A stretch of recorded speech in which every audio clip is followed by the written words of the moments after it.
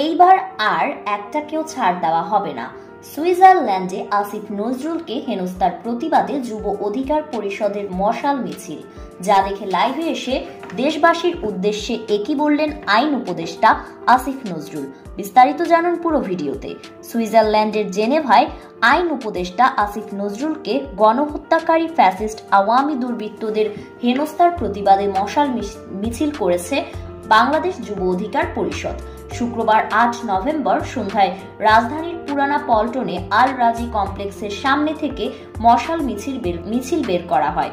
মিছিলটি পল্টন মোড়, press club, Bijoynagar পানির ট্যাঙ্কি মোড় ঘুরে আল রাজি কমপ্লেক্সের সামনে সংক্ষিপ্ত সমাবেশের মাধ্যমে শেষ হয়।